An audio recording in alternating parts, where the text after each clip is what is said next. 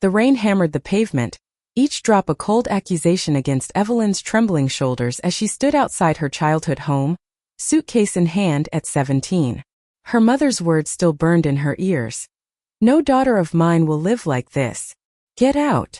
Banished for loving a girl, Evelyn had nowhere to go but forward, into a world that felt as unforgiving as the storm soaking her through. 10 years later, Evelyn Carter stood at the edge of Willow Creek, a small town in upstate New York, her heart pounding with a mix of dread and defiance. She wasn't the scared teenager anymore. She was a woman, a mother, and a survivor. Beside her, 5-year-old Mia clung to her hand, her wide brown eyes scanning the unfamiliar streets. Evelyn's return wasn't a choice, it was a necessity. Her father's sudden death had left her mother, Diane, alone, and despite the pain of the past, Evelyn felt the pull of duty.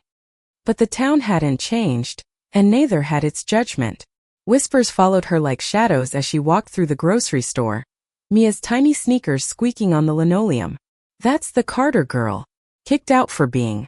You know. Evelyn had built a life in Boston, a city that embraced her for who she was. She'd found love again with Lila, a vibrant artist whose laughter could light up the darkest corners of Evelyn's heart. Their apartment was small but filled with warmth, canvases splashed with color, Mia's toys scattered across the floor, and the scent of Lila's lavender tea. But Willow Creek was a different world, one that had once spat her out. Now she was back to face it, not for herself but for Mia, who deserved to know her roots, even if they were tangled in thorns. The house on Maple Street looked smaller than Evelyn remembered, its white paint peeling like old skin. Diane opened the door, her face a mask of exhaustion and grief. You came, she said, her voice flat, as if Evelyn's presence was an inconvenience. No hug, no warmth, just a curt nod toward the guest room. Evelyn's heart sank, but she squared her shoulders. This is Mia, she said, lifting her daughter into her arms. Diane's eyes flickered to the child, then away, as if she couldn't bear to look too long. There's a cot in the garage, Diane muttered. You'll stay there. The garage. Cold, cluttered, and smelling of oil, it was a slap in the face. Evelyn's old bedroom had been turned into a storage space, filled with boxes of her father's things. Mia's brow furrowed as she whispered, Mommy, why's it so dark? Evelyn forced a smile, tucking a strand of Mia's hair behind her ear. It's just for a little while, sweetheart. But inside her chest ached. She'd come back to help her mother to mend what was broken, but Diane had placed them next to the trash cans, as if they were refuse. That night, as Mia slept on the cot, Evelyn sat on the cold concrete floor, her phone glowing with a photo of Lila. Her fiancé's green eyes sparkled even in the dim light, a reminder of the life waiting for them back in Boston. Evelyn typed a message. It's worse than I thought. She hasn't changed. Lila's reply came instantly. You're stronger than her hate, Ev. You always have been. Call me tomorrow. Evelyn's throat tightened. Lila was her anchor, but being back in Willow Creek made her feel like she was drowning. The next morning, Evelyn took Mia to the park, hoping to escape the suffocating tension of the house. The autumn leaves crunched under their feet, and Mia's laughter as she chased a squirrel brought a fleeting smile to Evelyn's face. But the moment was shattered when a familiar voice called out. Evelyn Carter? Is that you? It was Sarah, her high school best friend, now a mother herself, pushing a stroller. Sarah's smile faltered when she saw Mia. You have a kid? She asked, her tone laced with curiosity and something sharper. Evelyn braced herself. Yeah, this is Mia. Sarah's eyes darted to Evelyn's ringless left hand, then back to Mia. So you're still? The question hung in the air, unfinished but heavy. I'm engaged, Evelyn said, her voice steady despite the knot in her stomach. Her name's Lila. Sarah's lips pressed into a thin line, and she muttered something about needing to get home. As she walked away, Evelyn felt the familiar sting of rejection. Willow Creek hadn't forgotten her, and it hadn't forgiven her either. Back at the house, Diane was sorting through her late husband's belongings, her movements mechanical. Evelyn offered to help, but Diane waved her off. I don't need you poking through his things, she snapped. Evelyn bit her tongue, remembering the night she'd spent crying as a teenager, begging her mother to understand. Diane had called her love a sin, a phase, a betrayal. Now, a decade later, the The silence between them was louder than ever. Mia, oblivious to the tension, tugged at Diane's sleeve. "Grandma, look. I drew a picture." Diane glanced at the crayon scribbly, a family of 3 stick figures under a rainbow. For a moment, her expression softened, but then she turned away. "Go play, child," she said, her voice cold. Evelyn's heart broke for her daughter, who deserved better than this. As the days passed, Evelyn felt the weight of Willow Creek pressing down on her. The stares at the diner, the hushed conversations at the gas station, it was all too familiar. But Mia's presence kept her grounded.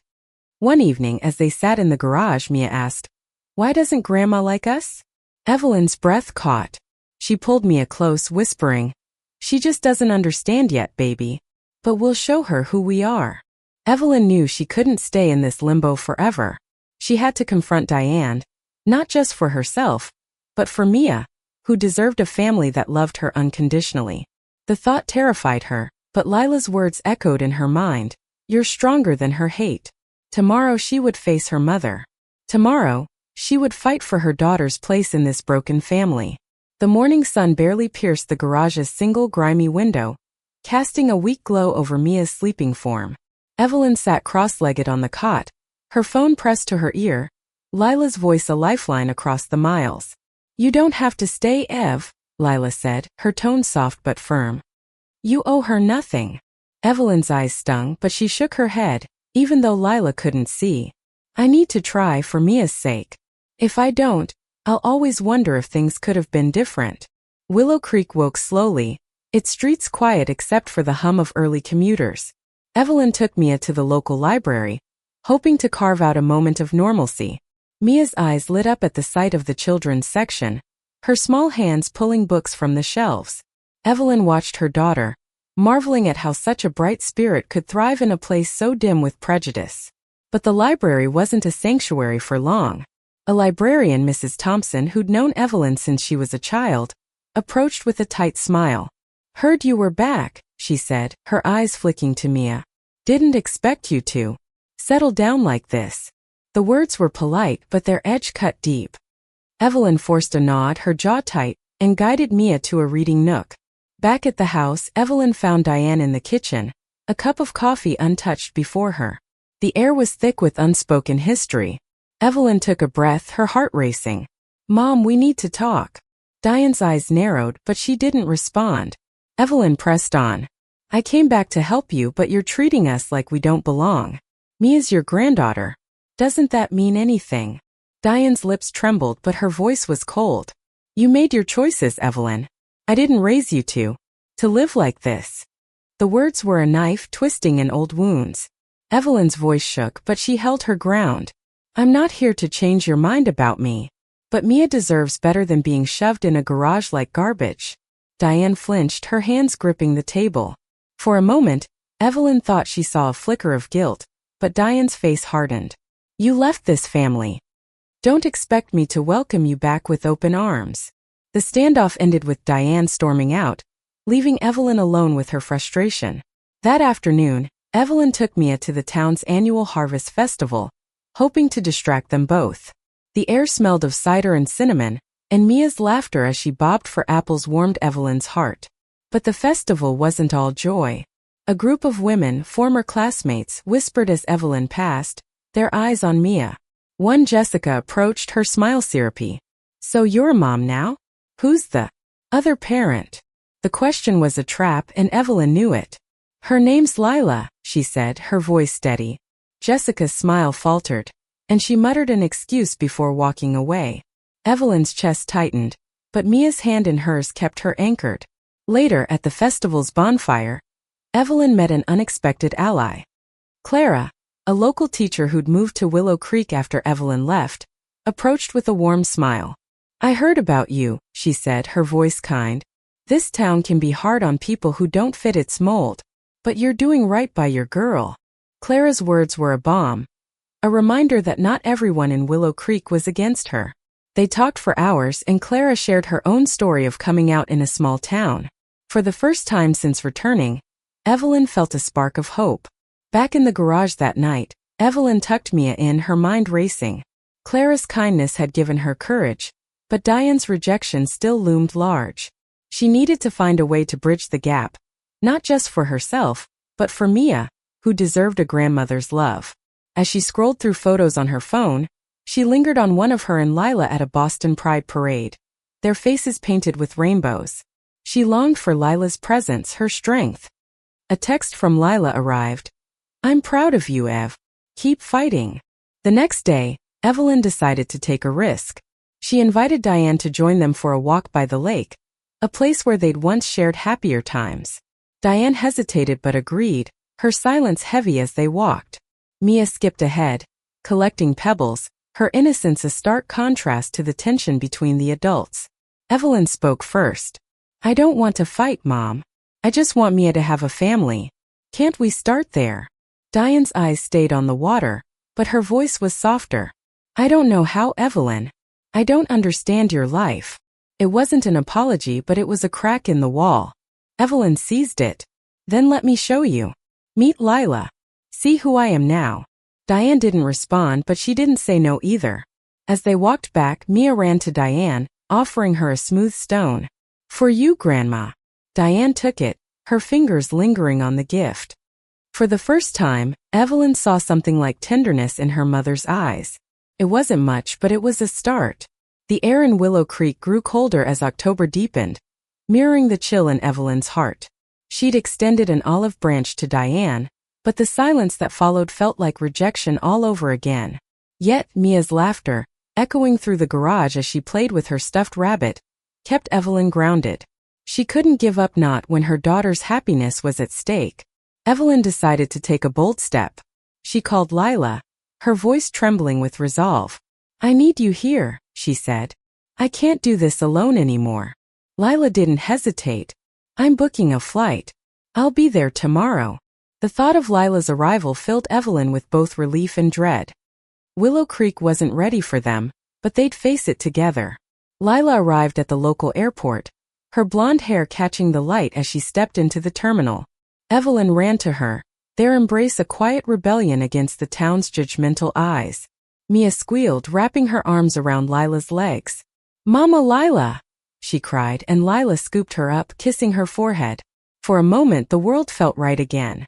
But as they drove to Maple Street, Evelyn's stomach knotted. Diane hadn't agreed to meet Lila, and the garage was no place for a family reunion.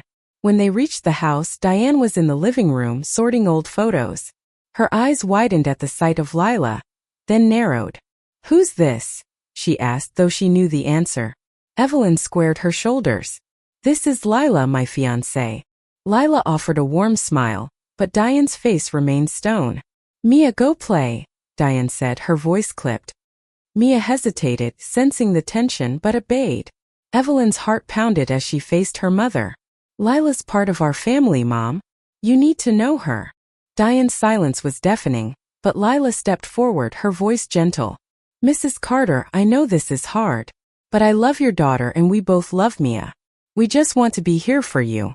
Diane's jaw tightened and she turned away, muttering about needing to finish sorting.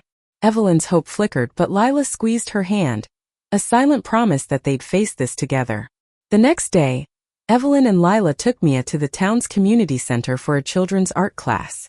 Lila, ever the artist, helped Mia paint a vibrant rainbow, their laughter drawing curious glances. A woman approached, introducing herself as Pastor Emily, a newcomer to Willow Creek's Progressive Church. "I've heard about you," she said to Evelyn, her tone kind. "You're brave to come back. If you ever need a safe space, my door's open." Evelyn's throat tightened. Another ally, however small, felt like a lifeline. But not everyone was welcoming. At the grocery store later, an old neighbor, Mrs. Jenkins, cornered Evelyn. "You're causing a stir bringing her here," she said, glancing at Lila. "Think of your mother's reputation." Evelyn's blood boiled, but Lila's calm hand on her arm kept her steady. "We're not here to cause trouble," Lila said evenly. "We're just living our lives." Mrs. Jenkins huffed and walked away, but the encounter left Evelyn shaken. She hated how this town made her feel small again. That evening, Evelyn and Lila sat Diane down. "We're not leaving until you talk to us," Evelyn said, her voice firm. Diane's eyes darted between them, her hands twisting a dish towel. I don't know what you want from me, she said finally. You left Evelyn. You chose this life. Evelyn's chest ached, but she pressed on. I didn't choose to love Lila. I just do. And Mia deserves a grandmother who sees her as more than a mistake. Diane's face crumpled, and for the first time, Evelyn saw tears in her mother's eyes. I loved your father, Diane whispered. He wanted you to be normal. The word stung, but Evelyn saw the pain behind it. Diane wasn't just angry, she was grieving, lost in a world she didn't understand. Lila spoke softly. Mrs. Carter, we don't want to take anything from you. We just want Mia to have a family. Diane didn't respond, but she didn't leave either. It was a small victory. The next morning, Mia ran to Diane with another drawing, a house with 3 stick figures and a rainbow sky. This is us, Grandma, she said, her voice bright. Diane hesitated, then took the paper, her fingers tracing the lines. It's nice, she said, her voice barely audible. Evelyn's heart leaped. It wasn't acceptance, but it was something. As the week progressed, Evelyn and Lila settled into a fragile routine. They took Mia to the park, the library, anywhere but the garage, which felt less like a home and more like a punishment. Clara and Pastor Emily became unexpected allies, inviting them to community events where they could breathe without judgment. But the town's whispers grew louder, and Evelyn knew they couldn't stay forever. She needed to decide, stay and fight for a place in Diane's life, or leave and protect her family from more pain. The days in Willow Creek blurred into a tense dance of hope and heartbreak. Evelyn woke each morning to Mia's chatter and Lila's steady presence, but the garage's cold walls reminded her of the distance between her and Diane. She wanted to believe her mother could change, but every silent meal, every averted glance chipped away at that hope. One afternoon, Evelyn found Diane in the backyard, staring at an old swing set where Evelyn had played as a child. You used to love that swing, Diane said, her voice soft with memory. Evelyn seized the moment. I still love this place, Mom. I just need you to see me for who I am now. Diane's lips pressed tight, but she didn't walk away. It was progress, however small. Lila, ever patient, suggested they host a small dinner to break the ice. Evelyn was skeptical, but Lila's optimism was infectious. They cooked together in the cramped garage, Mia giggling as she stirred the sauce. That evening they set the table in the dining room, a space in use since Evelyn's father's death. Diane sat stiffly, her eyes on her plate. Lila tried to lighten the mood, sharing stories of her art classes in Boston, but Diane's responses were curt. Mia, undeterred, chattered about her day, and for a fleeting moment Diane smiled. Evelyn clung to that smile like a lifeline. But the town's judgment wasn't far behind. At church that Sunday, Pastor Emily welcomed Evelyn and Lila, but the congregation's stares were heavy. An older man, Mr. Harris, approached after the service. You're confusing that child, he said, nodding toward Mia. This isn't right. Evelyn's hands clenched, but Lila stepped in, her voice calm but firm. Mia's loved. That's what's right. The confrontation left Evelyn shaken, but Pastor Emily pulled her aside. You're not alone, she said. Keep showing them who you are. Back at the house, Evelyn's frustration boiled over.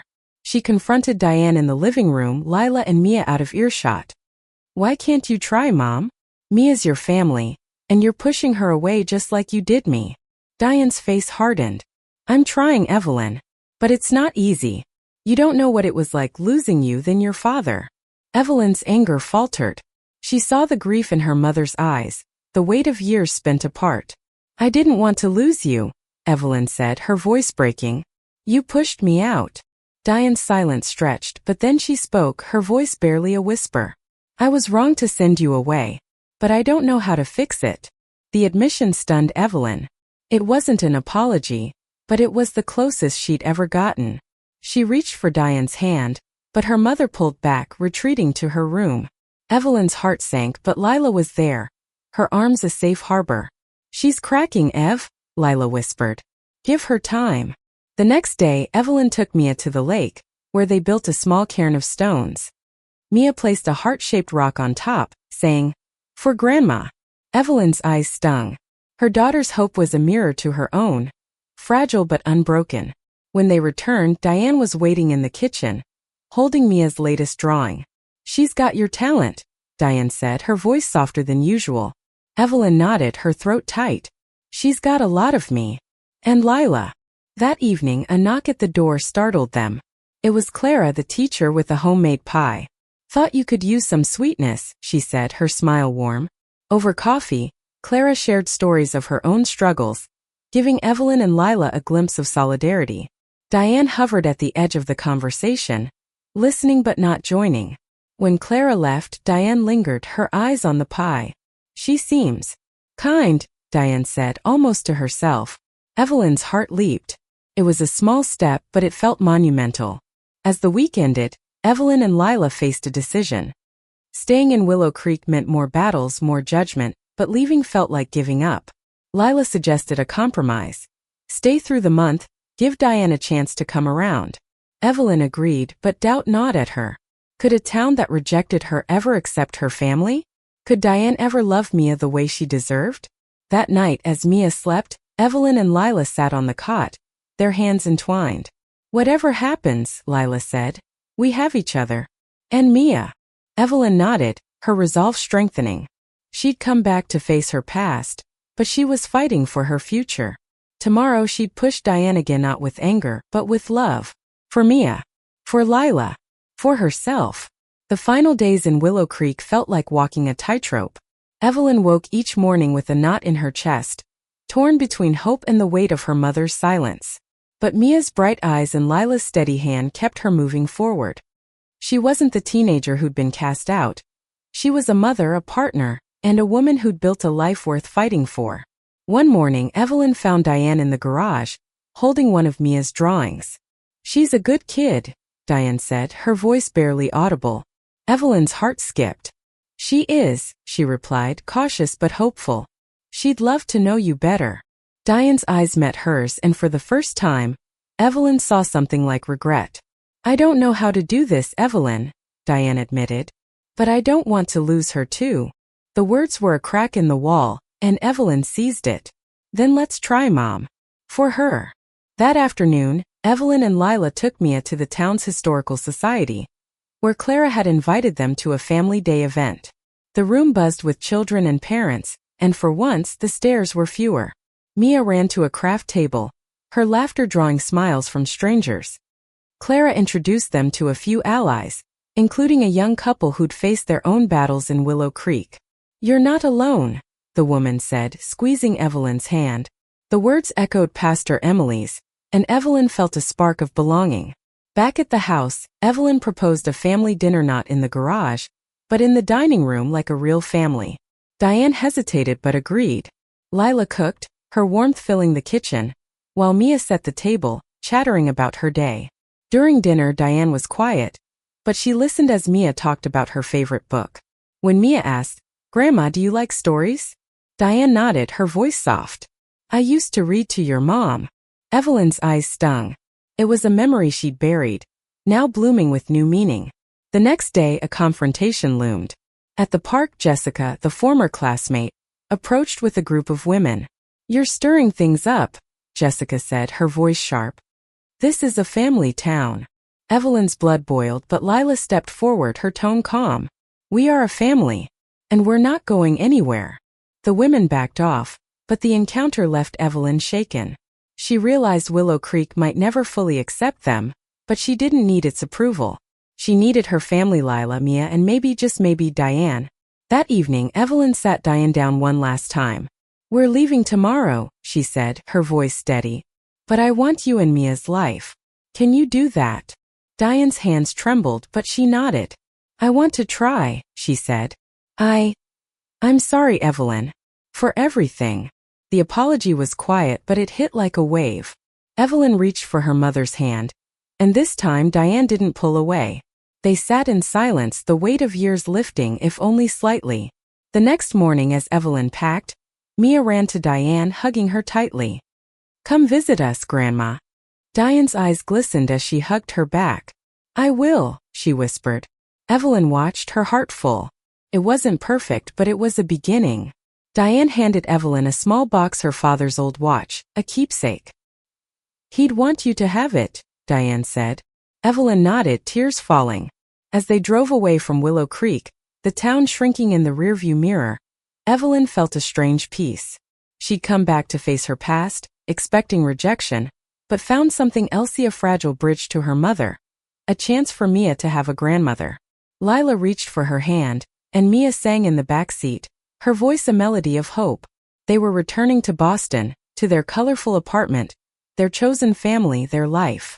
Years later, Diane would visit them in Boston, her steps hesitant but her heart open. She'd sit with Mia, reading stories, and smile at Lila's paintings. Willow Creek remained a memory, a place that had shaped Evelyn but no longer defined her. She'd been kicked out for being herself, but she'd returned with love, with a child, with a family that was hers in every way that mattered. And in the end, even the trash heap of rejection couldn't dim the light of who they were. Thank you for listening. Like and subscribe to get notifications about next videos.